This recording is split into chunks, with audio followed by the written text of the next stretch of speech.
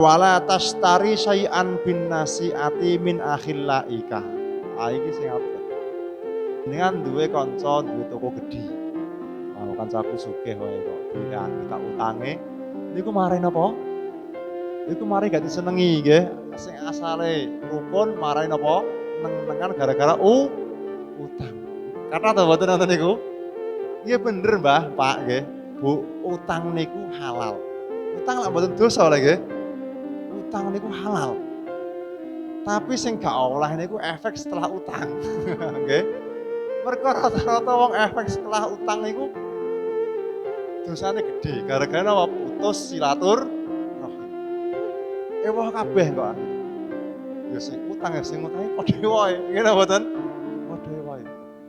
Kula misalkan kula sing utang ten jenengan awake padha jenengan niku wedi, mengko nek ditagih utangku. Ngene mboten? Lah sing misalkan kula ngutangi awake muti wonge lho ewah.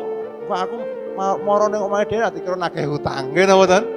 Dadi ewah kabeh utang niku pokoke aja seneng utang. Mergo iki termasuk larangan lho.